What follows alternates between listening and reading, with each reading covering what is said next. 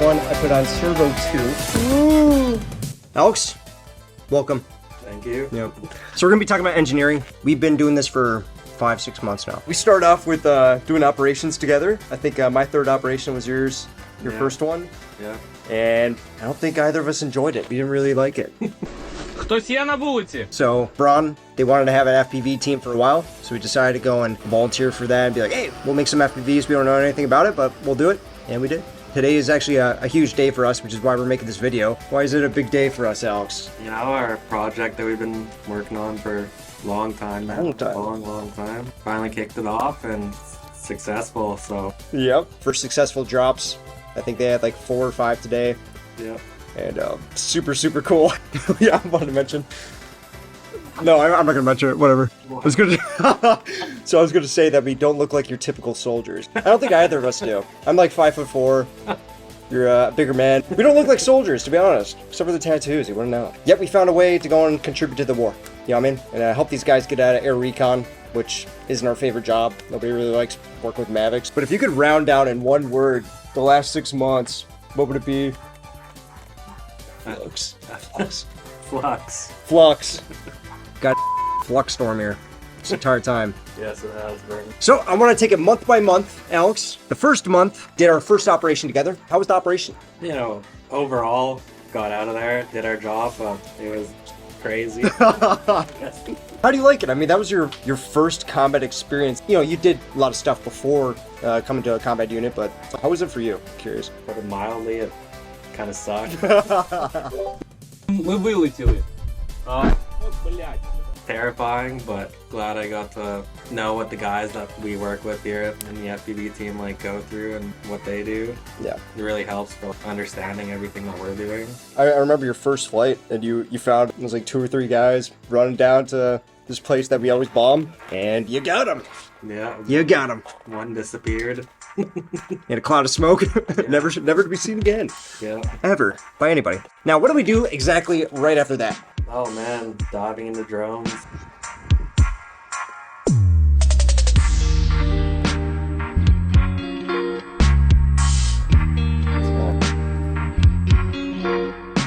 My background is in tech before this, so I thought I'd be pretty good to go, but there's a lot going on. FPVs are like a hobbyist thing back home, but when it's involved in like the battle space and a pretty significant war where drones are pretty solidified, a lot of different things you have to consider.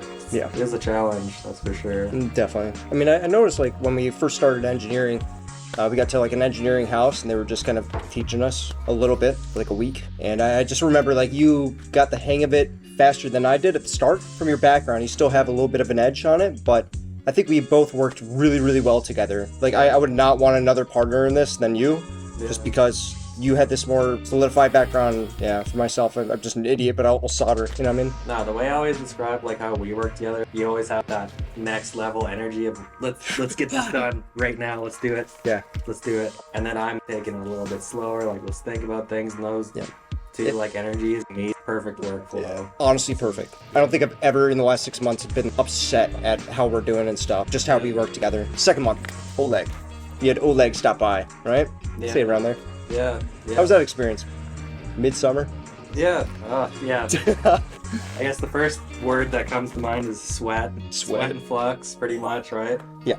And that's why I want to mention as well, that's why in probably a lot of the videos you're seeing right now is us shirtless upstairs just sweating. It's because it was so hot, buggy.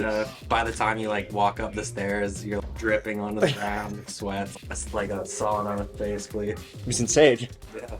Yeah, that was our first like dive into it. We had Oleg, who's a fantastic engineer. Had someone that actually had really good experience and knowledge, really put us to work, and you know, we learned a lot during that, and that was kind of the start. Go on this route, do this thing, learn this stuff.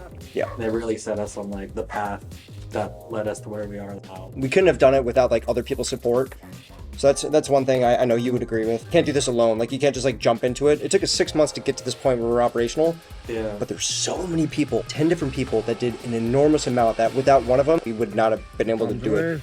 Yeah, so many different people helped, like Oleg, other guys from other units talking about how they got to this point, and people within our battalion, and just random people who say, hey, yeah, you should try this, and it's like, oh wow, that's a good idea. Let's do that. And what did we begin with on the second month? Like, what kind of bombers were we making? We had this idea of bombers that's very different than the one we have now. The idea of them was really cool, and I think in the future it would still be, like, now that we know what we know, to go forward with that would be a good route, but they had a lot of moving pieces. Like, there's a lot of different stuff to figure out, and then also not knowing how, like, electronic warfare works on the front, what signals and frequencies work out there.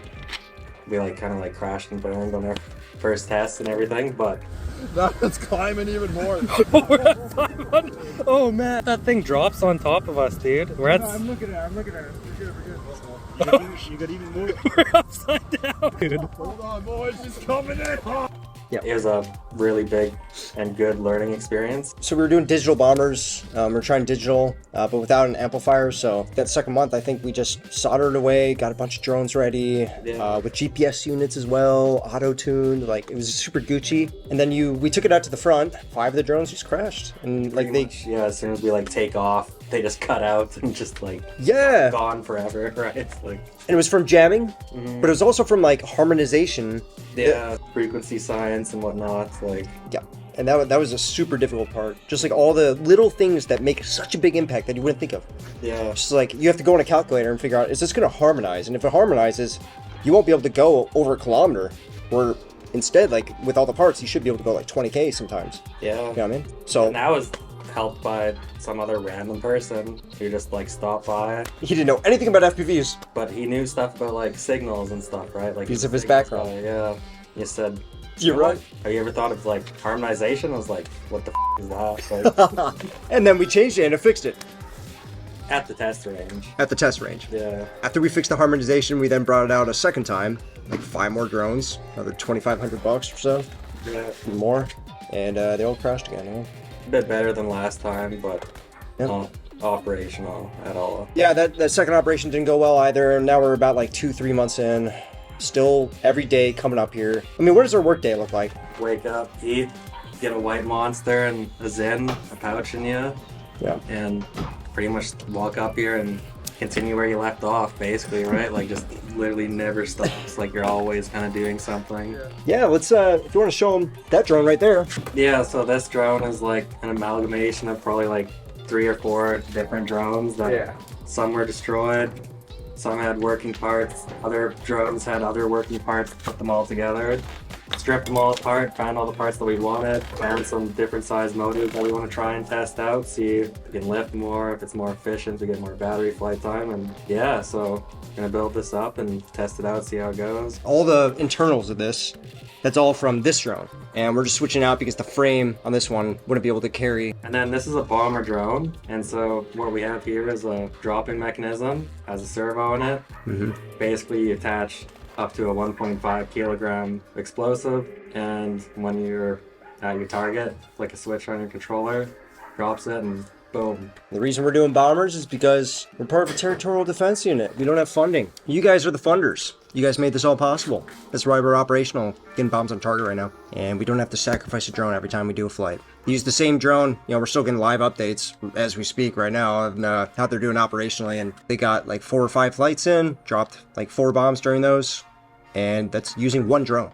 They're not wasting parts. And I think that's the best part reasonable. That could have been like $1,500 in kamikazes. And for the same weight of a bomb too. Yeah, and we haven't spent technically any money because we haven't lost the drone that they're flying. To cut you off, so we wake up, eat breakfast, come up here, solder. Yeah. That's pretty much it. I mean, and then the odd time we go and test fly, make sure and test all the components, like so that the stuff that we're sending out there, we know that it works. Know our max like flight times with weight, get the guys practice on everything, get used to all the different equipment that we use. But yeah, it's work. It's 9 to 5. It's 9 to 5, and before an operation or like leading up to an operation, it'll be like 9 to 12. It'll be like you're working until you need to sleep. Wake up and you work. Like when you have stuff going along on the front line, when you're at that point, like it's all there's like crunch times involved for sure. Cross your T's and dot your I's pretty much. Like make sure everything's like good to go. So, you know, when he was naming the parts on the drone, like, I know you guys don't know what that is, most of you, but hopefully you kind of understand just how much goes into this. There's so much, thousands of things, and I want to hear you. Do you learn something new every day? I'm not gonna look at you, so you don't have to. No, yeah, literally every day, especially when you're operational and you have stuff going on in the front. That's another whole ball game of like understanding like what's happening out there and what you need to do. Yeah. When you come back here. About 3 months in to now, kind of look like that. I would say. What else do we add? Like, what do we end up using that's operational? When our previous setup wasn't working on the front line, we had to either come up with something new or find something that does work and learn everything about that.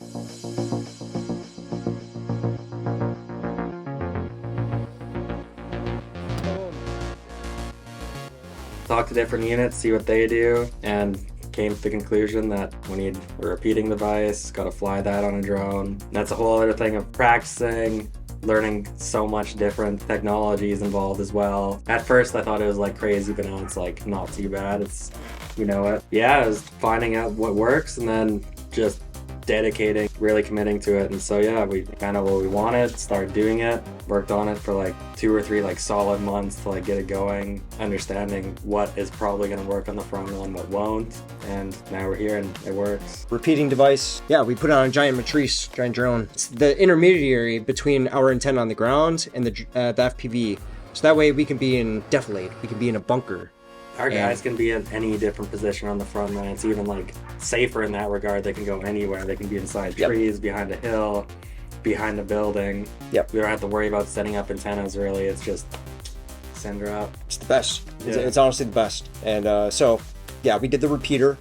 A lot of things with that. I mean, you have to make a ground station as well, you know, and this is one of them that we're still working on. You are. Tons of stuff that we learned that we needed in order to be operational and actually get bombs on target. Yeah. But in the end, we did. So, Yeah. so hyped about that. Oh my God. Because, you know, like, you have to think. I mean, I keep telling you like every hour, I'm like, dude, 6 months this. I'm so scared it wasn't going to work. Who are we being funded by? Who's funding us right now? Donators. Donators. Yeah. Is there a unit? No. No. We don't have any, like, none of this stuff is from our unit. It's not because of them. You know, they're territorial defense. They don't get the best budget. They're giving us Mavics for a job. This is like a passion project. Yeah. It's you guys, it's Oleg, it's the twins, it's tons of people. How did you feel? Like, did you feel like pressure while building this stuff? I mean, at times, yeah, for sure.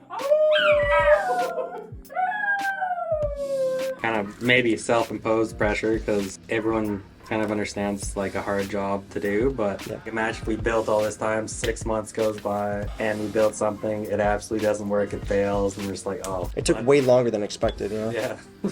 2 weeks, man. Yeah, dude. I was the one who kept saying that. He always had like this super good mentality, like, no, you know, it might take a little bit longer or whatever, but I kept telling. I've been saying, in 2 weeks operational for 6 months now. Because like I think we came at the point in time to this when drone warfare was really like solidified and started taking off. Yeah. A year prior to that, and about 6 months before that, guys could walk outside with just an antenna on their goggles and fly 10 kilometers and kill guys like so far away. And then when we go out there, it's like boom, like 200 meters, and you lose it. Jamming, everything, just insane. Everything. Yeah. Everything's changed. And we have a lot of other stuff we can't talk about because of OPSEC that we put on these bombers, and definitely a year ago it'd be like a lot easier. Even 6 months ago, it was so different. The battlefield has changed. What made you want to be an FPV engineer? Studied computer science, work in like the IT field a bit, and I thought what's the best way I could help the war effort for Ukraine's in like freedom and independence. And I'm not a trained soldier. I'm like the only guy here without any military background. I go out there and do something like that, probably gonna die like pretty fast and probably not even do anything. But one of the biggest pieces of this war, drone warfare, drones that are essentially flying computers and radios, and I love building computers back home too. Yeah, I could definitely do something. You found your spot. You found your niche. Like it's very needed. And it's needed, and you'd be surprised. You'd think the funding, you'd just be given FPVs like crazy and the training and everything. You have to source that yourself. It is not built up as much as you think. At least for our unit. Yeah, I kind of want to bring it back when you wanted to become an FPV engineer. It was after our operation that we did together. And we came back and we're like, we know that you guys want to do FPVs really bad. And I just remember like talking to our team leader. And you and I talked to him. We can get this rolling. We'll focus 100% of our effort on this. Yeah. It was a lot of work. It was I don't know. Even coming from a military background, very, very difficult. It takes a lot of mind power, personally. It's a long road ahead. You don't really have, in a typical tech job or something, you have people like overseeing you, people who are experts in that, guide you in the right direction. We didn't really have that. A lot of it was like that self-motivation. All right, let's keep learning more. Let's keep asking these questions, keep reading, let's watch videos, let's do all that. Go up into the FPV room and try it out, build it, go fly it. A lot of that. There's no way to do it alone. Yeah. Absolutely no way. And for those who don't know, like these FPVs, they are not like Mavics, okay? Do not think of Mavics just because they're drones. This is, you're making your own Mavic, but it's like a baseline Mavic that doesn't have stability, doesn't have GPS, doesn't have like all these things. It's so much different. Yeah, I mean, like if you pick up a Mavic, don't think of it as an FPV. This thing, it took us months to learn how to fly an FPV. We were engineering before we knew how to fly. Yeah, I think I was building drones, sending other guys to fly them, testing everything out for about 3 months before I like flew my first one. But when we were on the operation for Mavics, Air Recon, you were flying on like day 2. Yeah, and that was even in its like flight mode. The thing basically flies itself. Next question. We already answered this. Has this been an easy process? How about, has this been an easy process at any stage? That's what I wrote down. I don't know what I meant by that. I mean, maybe there's certain points where you have the typical like army thing, like hurry up and wait. But I think that was only like the first month when we had like no fucking clue of what we did. Yeah. What do we do at all? Like Yeah. kind of thing, right? But even given that, like, it took us a while even just to set up the controller. It took us like hours, like half a day to set up a control, you know, and binding it. There's like just simple things that you run into, and it can get discouraging. That was the word I was trying to look for. I remember the first time walking up here, and it like looked a lot different back then. Yeah. It was just a table, and it had like 10 drones on it. Baseline drones, and you have to change out everything because there's no bomber pieces on there, so you need to solder in software. Yeah. The motors is good, camera is broken, like ESC and FC we have to change. The funny VTX. thing is that those were like pre-built ones. When you take them to the range and fly them, it's like, wow, these things are awesome. But the thing is, they won't work on the front line the way that they were. And then we just completely ripped them apart and rebuilt them. The only thing that's left on them is like some of the motors and a frame. Yeah. And everything else, all the internals, all the guts of it, it's all changed. We kind of talked about it, but is this what you imagined you'd be doing in a combat unit? Maybe to a certain extent, like I didn't know at all what it was gonna look like, I guess. I guess it is kind of what I wanted in the end. When I was coming here, thinking about working with drones and being a guy that likes to fiddle and work with computers and studying computer science. The general idea of it, yeah, it's like what I wanted, but I didn't know what it was actually going to look like, I guess, is the best way of saying it. I didn't know I was going to be sitting up here with my shirt off, like dripping sweats onto a table and all that other stuff that's happened. But, Very true. Yeah. different than like an air-conditioned office, can say that. Yeah. Or some of the FPV factories. I mean, this is homegrown. You know, Yeah. it's all, where's that? Grassroots FPV cell. Yeah, it's- grassroots. What are some of the dangers that you run into in FPVs? If you accidentally throw a battery into a box of bombs. Which, yeah. I didn't do that, but I didn't do it either, I've but seen it happen. I've seen it happen. Maybe right where you guys are, the camera is. Maybe. A couple times. And then that battery lights on fire. Yeah, battery lights on fire. Yeah. It looked like fireworks coming up. With like 30 kilograms of explosive. Propellers as well, you know. Yeah. It wasn't a small injury, you know, and you're doing all these different things and like stuff can happen. I know you're not wearing the shorts right now and I'm not either, but like both of us have like shorts that we ruined from soldering irons and burns on our, you know. Yeah, the soldering iron almost like circumcised me. Yep. And then we have to test bombs as well. We did this a couple days ago with Arnie. Yeah. You know, we're not sappers. You know, we all worked with bombs before. All of them are different and you're an engineer and okay, yeah, I guess it goes here. Okay, good. Testing. Shrapnel flying over. We haven't had time to go and clean anything in the last week. We've been focusing on FPVs. Rubbing up chicken Bibles.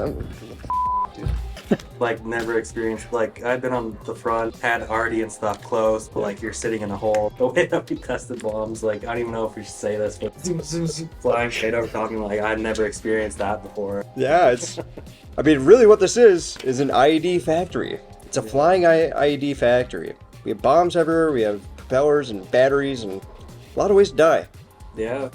But we haven't died yet. Do you enjoy being an FPV engineer?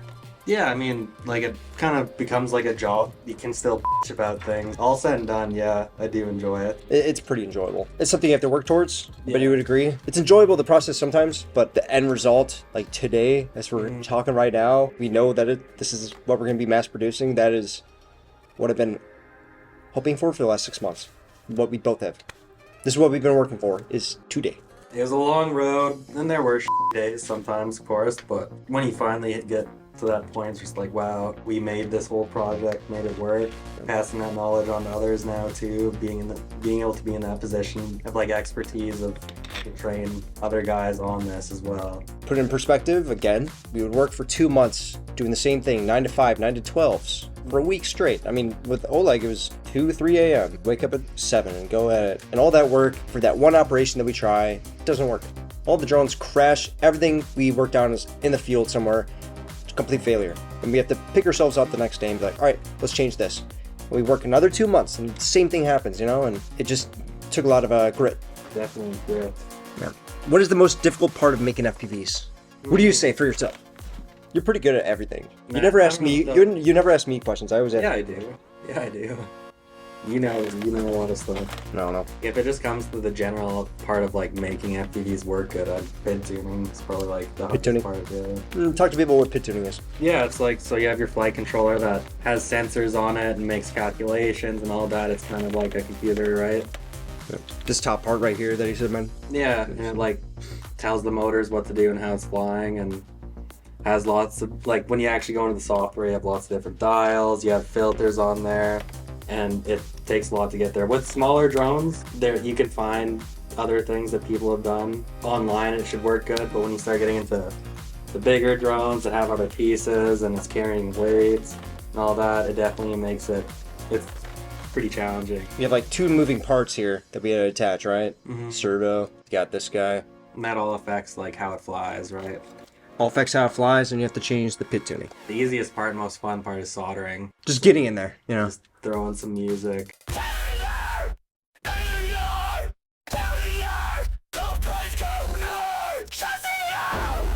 It's pretty enjoyable. Yeah. I would agree with you on that. What has been the funnest part? I like working as like a team with people. Yeah, I've got different backgrounds. Everyone has their own job. Me and you were like building up the project, showing other people how to do it, and then from there, like operational expertise, say, oh, this is what would be feasible, combining that into something that actually is going to work within a war. I would say so. Yeah, same as well. Asking different questions and like seeing the progress. Questions being answered by ourselves or asking people, and that process. Yeah, Pretty fun. but like the team aspect of that, you know, working with guys that you live with, you work with all the time. My last 2 questions. Overall, do you feel like you contributed to the war? Yeah, of course. Up until now, felt maybe relatively low, like just basically doing basic logistics. But now we have a system out there, a nice, good, well-working weapon system working right now, dropping bombs on invaders, blowing up their positions, making sure they don't come here and kill us, kill civilians, take land from Ukraine. We are one very small working part, but It is a needed part. It's cool to see our work being done, you know? It's not shooting a gun at somebody. It's not... Never had that opportunity. I mean, you guys know that from my background, and I know that, you know, ourselves, yeah, we did our Mavic missions fine, but I think the most rewarding thing I've done, it's saying a lot, is making this FPV thing work. Do you think it's going to impact our frontline, the area that we work at? yeah, for sure. Like, again, it is like one small part within that, but every part adds up into the whole machine, right? Definitely going to help. So, definitely feel like you contributed. Yeah. Same. I'd say so, And, last question. Who do you want to shout out? Who's helped us? yeah. Oleg, obviously, getting us started. Without him, I don't think we'd be here. Lots of other friends and whatnot that we met. Man, our team. Our team leader. Yeah, everyone that's kind of kept helping the ball roll. Family back home. The donators, without them at all, there wouldn't be a project. None of this would be here. drones, we wouldn't have all of our other equipment. More than half of this battle. Yeah. You know? It's true. It's not just myself. It's not just you. I don't know anybody who's not given a considerable amount of their own money that they've saved, either from working here, being in contract, or whatever that is not giving money to towards the FPV thing. We're committed completely. All of us want to see this done, and it's pretty cool to, like, we know that it wasn't for nothing. Like, you guys had faith in us, you guys, the community, we made it happen. We made it happen. It's operational, it's out there. Yeah. Arnie's killing people. You know, it's, we did our part, you know, So, any last words? Anything? Oh man, I don't even know what I should say. What should I say? Just like blood, sweat, and tears, man. Like, Blood, sweat, and tears? oh my god. That's really all it is, yeah.